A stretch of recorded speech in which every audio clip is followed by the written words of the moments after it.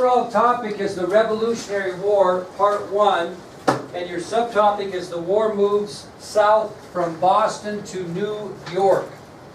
Now, we got to recap a little bit to remember that who left Boston? Who decided to leave Boston for the colonists? What was that guy's name? Anybody remember? What's that? Sir William Howe. Remember, he abandoned Boston and retreated out of Boston, took the British fleet out of Boston. Well, in the spring of 1776, General George Washington hears rumor that the British might want to try and capture New York City. And so what he does is he moves the Continental Army from Boston to New York City, because he does not want the British to have the fine harbor of New York Harbor, just like he didn't want them to have the fine harbor of Boston. So in the spring of 1776, because he's heard rumor that the British are going to try to take New York City and its splendid harbor, General George Washington moves the Continental Army from Boston to New York. And he has about 19,000 troops with him in the vicinity of New York City to guard that city, to keep the British from taking over. So George Washington moves the Continental Army, about 19,000 strong, from Boston to New York in the spring of 1776, and he places those 19,000 troops not in New York City, but in the vicinity of New York City.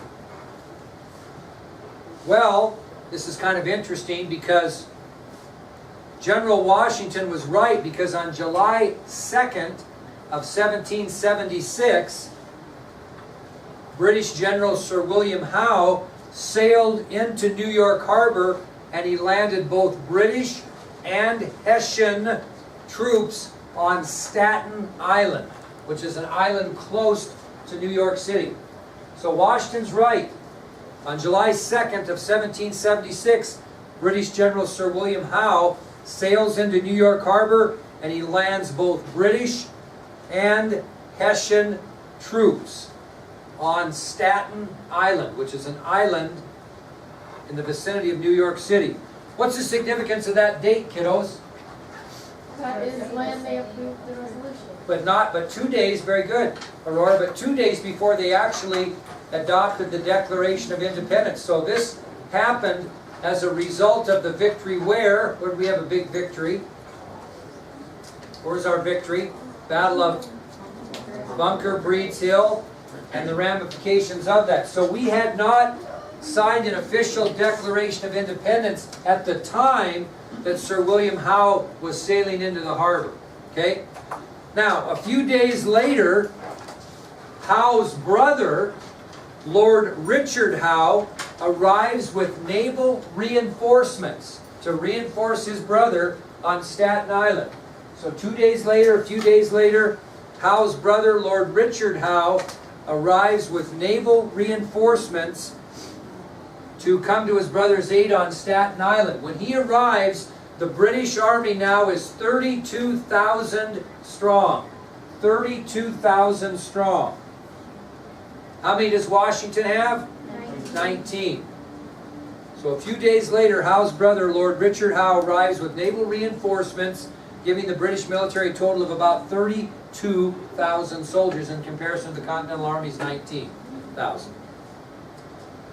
Well, late in August of 1776, General Howe lands 20,000 of those troops on Long Island, which is another island near New York City. So of the 32,000 soldiers that Sir William Howe has at his disposal, he lands 20,000 of those on Long Island. Just so happened, who else was inhabiting Long Island with his 19,000 troops? George Washington. Actually, that's not true. He only had 11,000 on Long Island. The rest he had elsewhere. So, late in August of 1776, General Sir William Howe takes 20,000 of those 32,000 troops and he puts them on Long Island, which is another island by New York City, which is also inhabited at this time by George Washington's Continental Army, which consisted of 11,000 The other 8,000 were elsewhere. Okay? So we're going to have what here? Pretty quick. We're going to have a doggone battle. And actually, it's going to be the first battle of the Revolutionary War after the Declaration of Independence is signed. Okay? Now, General Howe gives command of the British forces to another British general by the name of Henry Clinton. And Henry Clinton is going to be the one that's going to devise a plan to try to defeat George Washington and the Continental Army on Long Island. Okay? So, British General Henry Clinton will be the man that will lead British troops and try to devise a plan to defeat the Continental Army and George Washington. Now, kiddos, something to keep in mind is this is pretty important, because if Washington's Continental Army gets beat like bam, right off the bat, and captured by the British, what's over? The war. The Revolutionary War is over already, and we're back to square one for the colonists, okay? Well, after British General Henry Clinton kind of surveys American forces on Long Island, on the morning of August 27th, 1776, British and Hessian soldiers attack the Continental Army and eventually surround it. So on the morning of August 27th, 1776, British and Hessian soldiers attack the Continental Army and eventually surround it. What's Washington going to be forced to do? You're not going to surrender. What do you do before you surrender? Retreat. You retreat. Very good. Okay, you retreat. But he's got to have time to do this. He's got to have time. He's got to have somebody getting the attention of these British soldiers so he can round up his troops and retreat. So he sends American General William Sterling and approximately 2,500 men to counterattack the British to give General Washington time to retreat. So they're in a world of hurt. They're surrounded. So what Washington does is he orders American General William Sterling to take 2,500 men and counterattack, go on the offensive against these British soldiers and Hessian soldiers so that Washington can regroup and get on the retreat. Because he knows if he gets captured there, that the war is over. Well, I'll tell you, Sterling's men fought like the devil. They charged the British 5 different times, and 5 times they were beaten back. But they charged them, were beaten back, charged them, were beaten back. 5 different times. They didn't win, but what did they do? They bought time. And unfortunately, the casualties were pretty bad, because of the 2,500 men that he counterattacked with, 1,000 were killed or wounded, and the other 1,000 were captured and imprisoned. So he lost, 2,000 out of 2,500 men in this deal. About 1,000 of them were either captured or killed, wounded or killed, and 1,000 were either captured and imprisoned. So he lost a big majority of his men, but what he did is he bought time. So now, we're on August 28th.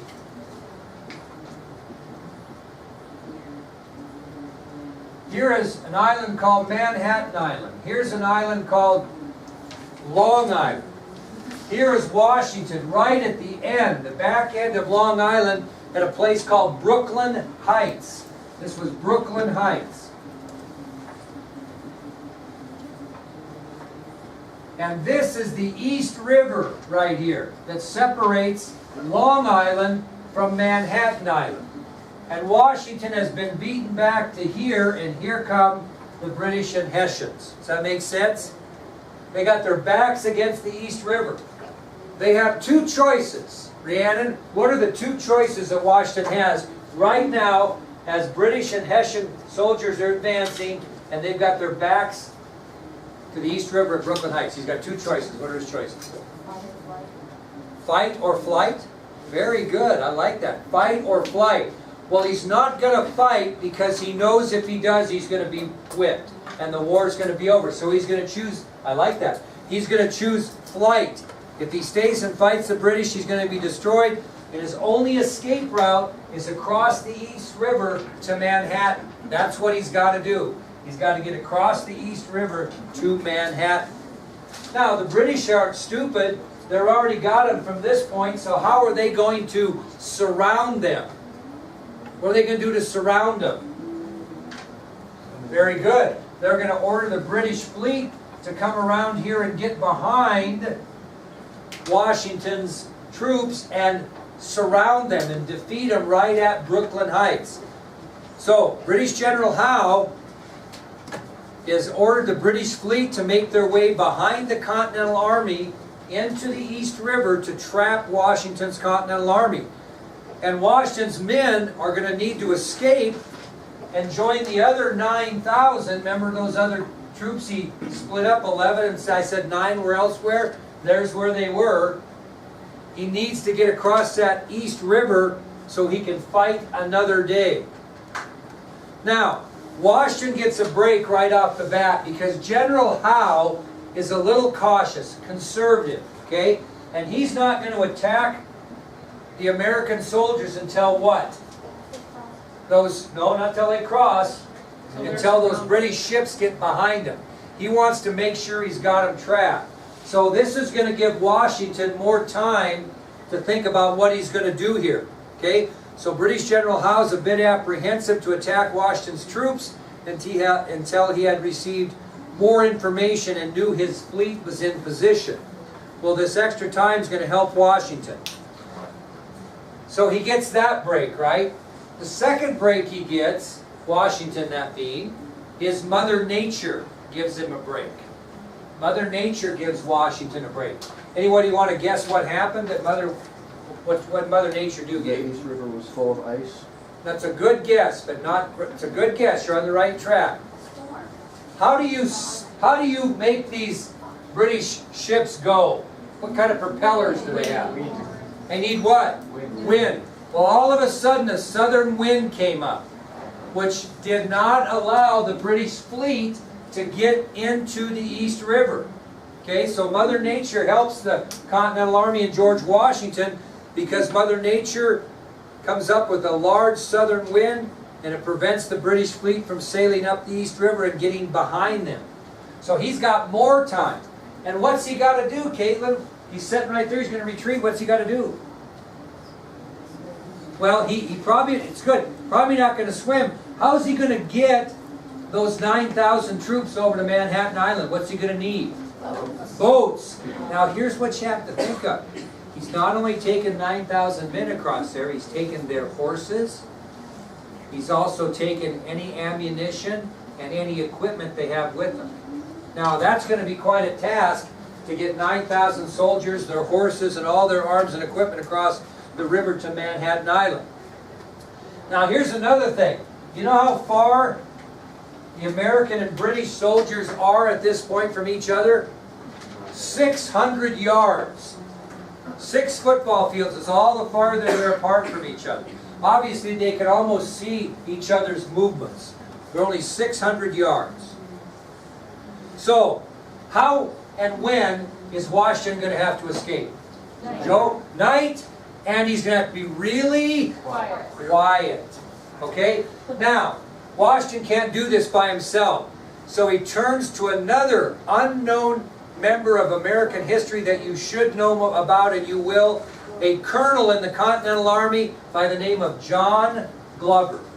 Washington turns to a colonel in the Continental Army, little known to most kids of American history, John Glover. And what John Glover is I mentioned he is now a colonel in the Continental Army, but before all this mess started, he was a shipping merchant. And he was also a master mariner. Master mariner. Anybody know what a mariner is? Seattle Mariners baseball team? What's a mariner, Layton? Yeah, it makes a sailor, a professional sailor that's very bright. So John Glover is a colonel in the Continental Army, but he's a merchant by trade, shipping merchant, and he's a master mariner. He knows how to sail. So what he does is he gets a crew of 1,200 experienced men, and he begins to evacuate the Continental Army from Long Island across the East River to Manhattan Island. He begins that evacuation process. Now, where they began their evacuation, if you care, was where you see today the present-day Brooklyn Bridge. That's where they evacuated from at the time. Now, how are they going to do this? They're going to bring over a luxury liner? I mean, how are they going to get these guys across on their horses and their equipment and their arms? What type of boats? Big one. What's that? Big one. You think big ones? Actually little ones. Dozens of little boats. Because he doesn't have any big ones. Dozens of little boats. So, Glover and his men used dozens of small boats to transport the men, horses, and equipment to the other side of the East River. Now, what two things are going to be crucial? They need to do it at night so they're not seen, and they also need to be quiet. Well, Mother Nature gives another helping hand to George Washington as the night becomes overcast. When you have overcast skies like we may have outside today, I've been out, it's cloudy and it's dark, especially at night. So you had overcast skies that night, which made it even darker than it normally would be. That was a good break. So that was the second example of Mother Nature lending a hand to Washington and the Continental Army as the night turned overcast and it made it very dark. Now, this is kind of genius, I think. How many soldiers does Washington have? 9,000. 11,000, right? He's got 11,000. They're camped 600 yards apart. So what Washington does is he stays with approximately 1,000 of those men at camp while they evacuate the other 8,000. And while they're staying at camp, they're doing these two things. So the 1,000 men and George Washington that are staying in camp 600 yards away from the enemy, while the other 8,000 are being evacuated, are doing two things. Anybody want to guess what they might be doing? Moving around. Well, Like making a lot of like movement so that the other people don't think that they're like. you're very, very close, Carla. First of all, they are, how would you know if they were still there? What would be burning? Fires. Campfires. So the first thing they did is those 1,000 men kept the campfires burning. Because if you left them, they would eventually burn out quickly and they'd know you were gone. So those 1,000 men, the first thing they did is they kept those many, many campfires burning so that the British thought they were still there. And Carla's very close on the second thing. They actually took empty barrels, and Joe and I would roll these barrels back and forth to make noise for two reasons. One, to make the British think they were digging trenches, which would be preparing for battle.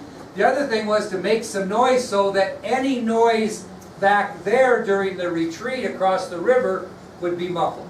So the two things those 1,000 soldiers did is they continued to tend to the campfires, kept them burning, and they rolled barrels, empty barrels back and forth so that the British would think they were digging trenches, and it also muffled any noise that would be happening during the evacuation. That did not mean that they could be as noisy as can be, however. Now, they didn't want to take a bunch of trips. They wanted to limit as many trips as they can. So they loaded these boats full to the point where water was like just an inch from just going over and sinking the boat. So they were loaded within an inch of the water line. And can you just imagine that? Can you imagine trying to get a horse in a boat and getting that horse to stand still and not make noise as they took it across? So Paul Revere did something. Another concern was, that those paddles make noises in the water. What did Paul Revere do to make sure he didn't get caught? What kind of, the lady's petticoat? Well, these guys, what Glover did is he had them wrap the oars with canvas to muffle the sound, and he ordered that no man was to say one thing during the evacuation. There was no talking whatsoever because this had to be done under the utmost secrecy. Anybody want to guess how long it took Colonel Glover and his men to transport the 9,000 soldiers, their horses, equipment, etc. in hours? What's that? Pretty close. 9 hours. Took them 9 hours, and they made as many as 11 separate crossings. So all these boats, these dozens of boats, came across 11 times. Okay? So for 9 hours, Colonel Glover and his men sailed back and forth across the East River loading colonial soldiers, horses, and equipment, and some of Glover's boats made as many as 11 separate crossings. Well, who's stranded? The 1,000 men. The 1,000 men in Washington. And it's getting light. It's going to get light. Well, Mother Nature gives its third reward. Because what comes in sometimes with cloudy skies? Fog. Fog. Well, rain does, but fog. And so all of a sudden it became so foggy that you couldn't see 20 feet in front of your face. Well, that was perfect because that allowed Washington and those 1,000 men to retreat back, get in the boats, and also retreat back to Manhattan Island.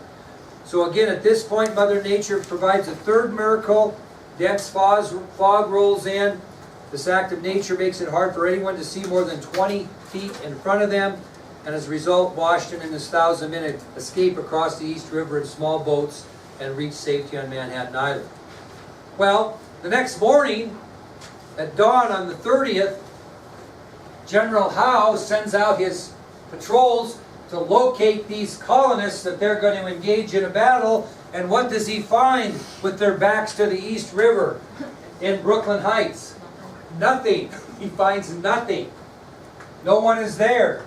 So the British patrol report back to General Howe that Washington and his troops had vanished in the morning fog. Washington then withdrew the Continental Army northward to an area known as White Plains, New York.